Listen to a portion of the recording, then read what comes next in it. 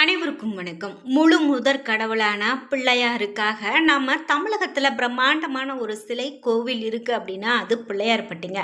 நாம் இப்போ பார்த்துட்டு இருக்கக்கூடிய இந்த ஒரு பிரம்மாண்டமான காட்சி அப்படின்னு பார்த்தீங்கன்னா பிள்ளையார்பட்டி. அந்த பிள்ளையாருடைய ஒரு தீபாராதனை காட்சியை தான் நம்ம பார்த்தோம்.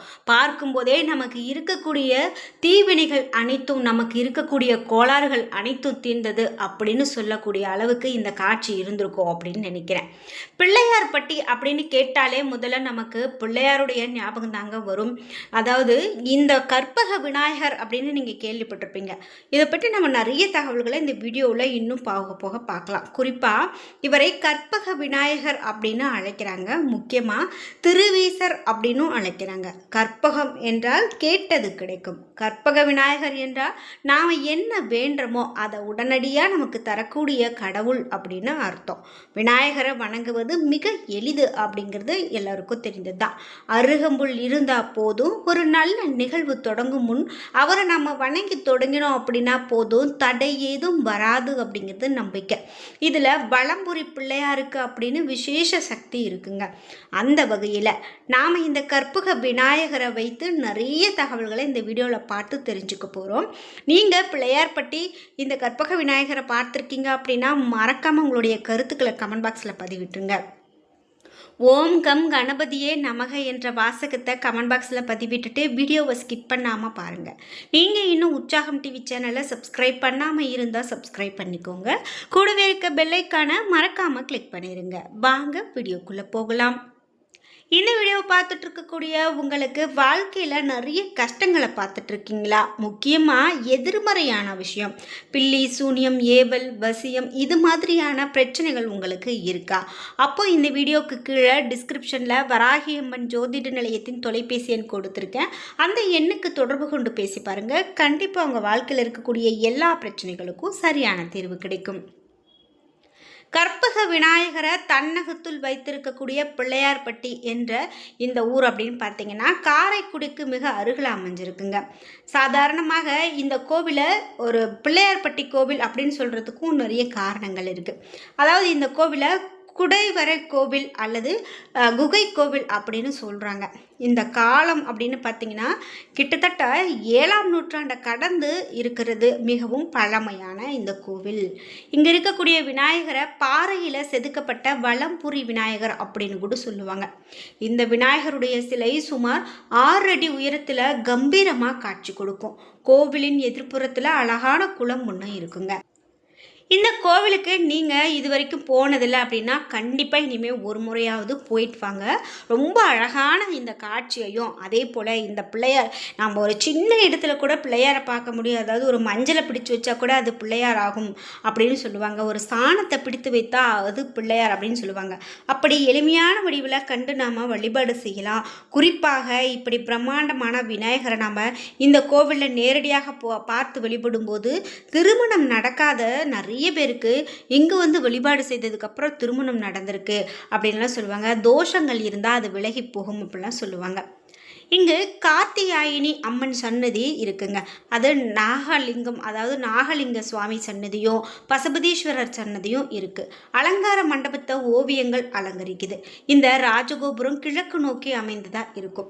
இந்த கோவில் கல்வெட்டுகள் அப்படின்னு பார்த்தீங்கன்னா ரொம்ப சிறப்பாக இருக்கும். அதன்படி இந்த கோவில் சுமார் 1300 வருடங்களுக்கு முந்தைய கோவில் அப்படின்னு சொல்கிறாங்க.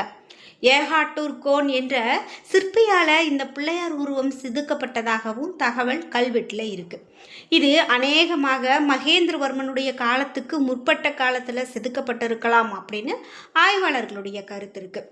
கல்வெட்டில் எருக்காட்டூர், மருதங்குடி, திருவீங்கிக்குடி, திருவீங்கீஸ்வரம், தென்மருதூர் அப்படிங்கிற பெயரெல்லாம் சொல்லப்படுது.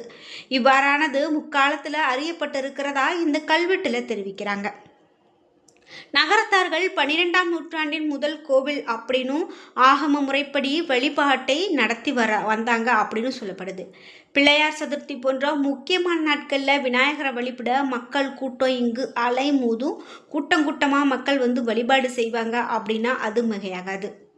அதே போல் புகழ் வாய்ந்த இந்த கற்பக விநாயகரும் பழமை மாறாத இந்த ஊரும் எப்போதுமே மிக சிறப்பான ஒரு காட்சியை கொடுக்கக்கூடியதாக இருக்குது அப்படின்னு கூட சொல்லலாம். இந்த பிள்ளையார்பட்டி அப்படின்னு பார்த்தீங்கன்னா 2 ராஜகோபுரங்களோடு கூடிய பெரிய திருக்கோயில் மிக பொலிவோடு இருக்கும்.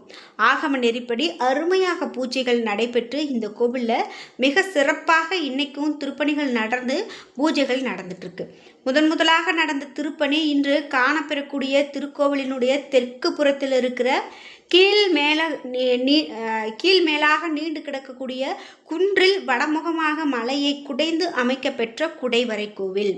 இந்த குடைவரை கோவிலுக்குள்ள நாம நுழைந்தா முதல்ல இருக்கக்கூடிய கீழ்மேல் ஒடிய பத்தி காணப்படும். அதற்கு அடுத்து 4 தூண்கள் இடைநிற்க தென்வடல் ஓடிய இரட்டை பத்தி மண்டபம் நம்மளால் பார்க்க முடியும். அந்த மண்டபத்தின் கீழ்ப்புறத்தில் தென்பால் மலையின் நெற்றியில் 6 அடி உயரம் இருக்கக்கூடிய கம்பீரமான நிலையில் விளங்குகிறார் கற்பக விநாயகர் அப்படின்னு சொல்லலாம். அதே போல் இந்த கோவிலில் நிறைய சுவாரஸ்யங்கள் இருக்குது அப்படின்னு கூட சொல்லலாம். உலகம் யாவும் காத்து துடைக்கக்கூடிய முழு முதற் இறைவன் ஒருவரே அவர் விநாயகர் அப்படின்னு சொல்லலாம். அப்படிப்பட்ட இந்த விநாயகருக்கு அப்படின்னு பிரம்மாண்டமான வழிபாடுகள் இங்கு நடத்தப்படுது. இங்கு துதிக்கை வளம் சுழிந்ததாக அமைக்கப்பட்டிருக்கு. அதே போல் சாதாரணமாக மற்ற இடங்களில் இருப்பது போல இல்லாமல் 4 கைகள் இல்லாமல் 2 கரங்களை கொண்டு இருக்கிறாரு. அங்குச பாசகங்கள் இல்லாமல் விளங்குது.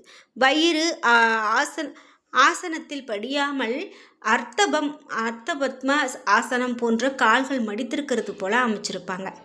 இடக்கரத்தை கஷ்டஸ்தாம இடையில நாட்டிய பெருமித கோலம் போன்று இருக்கும் அப்படின்னு சொல்லலாம். வலக்கரத்தில் மோதகம் தாங்கியிருப்பார். ஆண் பெண் இணைப்பை புலப்படுத்தும் முறையில் வலத்தந்தம் நீண்டும் இடத்தந்தம் குறுகியும் காணப்படுது. இவை பிள்ளையார்பட்டி பெருமானுடைய காணப்படக்கூடிய மிகவும் சிறப்பு அப்படின்னு சொல்லலாம். இவற்றால் நாம் உணர வேண்டியது ஒன்று, பிள்ளையார் நம்மளுடைய தமிழ்நாட்டில் தோன்றிய ஆதி நாளிலேயே இந்த மூர்த்தம் அமைக்கப்பட்டிருக்கிறது அப்படிங்கிறதும் சொல்கிறாங்க. குறிப்பாக நம்ம இந்த பிள்ளையார்பட்டியை பார்க்கும்போது நிறைய தகவல்கள் சொல்லப்படுதுங்க. குறிப்பாக இந்த கோவிலுக்கு போய் வழிபாடு செய்கிறவங்களுக்கு தோஷங்கள் நீங்கி சுப நிகழ்ச்சிகள் வீட்டில் நடக்கிறது மட்டும் இல்லாமல் கெட்டது அனைத்தும் நீங்கி வாழ்க்கையில் நிறைய நன்மைகளை பெறுக்கிறாங்க அப்படின்னு சொல்கிறாங்க. முக்கியமாக இந்த பிள்ளையார்பட்டி அப்படின்னு பார்த்தீங்கன்னா விநாயகர் சதுர்த்தி அன்னைக்கு ரொம்ப விசேஷமாக இருக்கும். அது மட்டும் இல்லாமல் கார்த்திகை சோமவார வழிபாடு மிக விமர்சையாக அங்கே நடக்கும். பிரதோஷ வழிபாடு இந்த கோவிலில் வெகு சிறப்பாக நடக்கும். பிரதோஷ தினத்தன்னைக்கு நந்தி பெருமானுக்கு மஞ்சள், பால், திரவிய பொடி, தயிர், சந்தனம் உள்ளிட்ட பொருட்களால் சிறப்பு அபிஷேகமும் செய்யப்படும். அஷ்டமி பூஜை அன்று காலபைரவருக்கு மலர் அலங்காரம் செய்யப்பட்டு மகா தீபாராதனை காண்பிக்கப்படும். இந்த கோவிலில் புதிதாக அகஸ்தியர் சிலையும் பிரதிஷ்டை செஞ்சுருக்காங்க. வியாழன்கிழமை தோறும் அகஸ்தியர் வழிபாடு நடைபெறும். பிள்ளையார்பட்டி விநாயகர் கோவில் அப்படின்னு பார்த்தீங்கன்னா காலை 7:30 மணி முதல் 10 மணி வரையும், மாலை 6 மணி முதல் 8 மணி வரையும் சாமி தரிசனம் செய்யலாம். கோவில் தலவிருட்சமாக வில்வ மரம் அமைந்திருக்கும். இந்த மரம் சிவனின் நேர் எதிரில் அமைந்திருப்பது ரொம்ப சிறப்பு. இந்த கோவிலில் ஐயனார், நாகம்மான், முருகன், தட்சணாமூர்த்தி, துர்க்கை, சண்டிகேஸ்வரர் ஆகிய தெய்வங்கள் தனி சன்னதியில் இருக்காங்க. விநாயகரின் பின்பகுதியில் ஸ்ரீ சக்கரம் அமைந்திருக்கும். வயிற்று பகுதியில் ராகு கேது அமைந்திருப்பது இந்த தல மகிமையை எடுத்துரைக்குது. அதே போல் இங்கே இருக்கக்கூடிய விநாயகருக்கு புளியோதரை, சர்க்கரை பொங்கல் படையிலிட்டு வழிபடுறது கூடுதல் சிறப்பு. அதே போல் 1000 ஆண்டுகள் பழமை வாய்ந்த இந்த கோவில் ஹரித்ரா விநாயகர் மனம் உருகி இந்த கோவில் விநாயகரை வழிபட வேண்டும் அப்படின்னு சொல்கிறாங்க. இதனால் பக்தர்களுடைய பிரச்சனைகள் தீர்ந்து மிகவும் மகிழ்ச்சியோடு இருப்பாங்க அப்படின்னு சொல்லப்படுது. இது மட்டும் இல்லாமல் நந்தி வாகனத்தில் விநாயகர் இருப்பார். இந்த கோவிலினுடைய விநாயகர் சிலை மிக உயரமானதாக கருதப்படுது. இந்த விநாயகர் அருமையான சிற்ப வேலைப்பாடுகளோடு செதுக்கப்பட்டிருப்பார். இத்தகைய சிலை அமைப்புகளை காண்பது ரொம்ப அரிது அப்படின்னு சொல்கிறாங்க. வழக்கமாக கோவில் கட்டி பிரதிஷ்டை செய்வது வழக்கம். ஆனால் இந்த கோவில் பிரதிஷ்டை செய்து அதன் பிறகு கோவில் கட்டி இருப்பது தனி சிறப்பு. இந்த கோவிலில் பிள்ளையாருக்கு வாகனமும் மாறுது. அதாவது முன்பகுதியில் மூஷிக வாகனத்துக்கு பதிலாக நந்தியை எழுந்தருளுகிறார் அப்படின்னு சொல்கிறாங்க. இந்த கோவில் தஞ்சையில் இருந்து 5 கிலோமீட்டர் தொலைவில் அமைந்திருக்கு.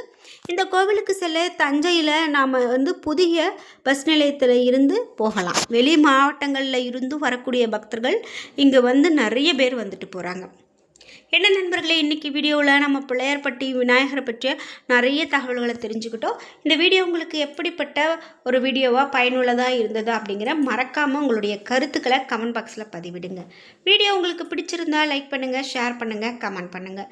நீங்கள் இன்னும் உற்சாகம் டிவி சேனலை சப்ஸ்கிரைப் பண்ணாமல் இருந்தால் சப்ஸ்கிரைப் பண்ணிக்கோங்க. கூடவே இருக்க பெல் ஐக்கானை மறக்காமல் கிளிக் பண்ணிடுங்க. நன்றி வியூவர்ஸ்.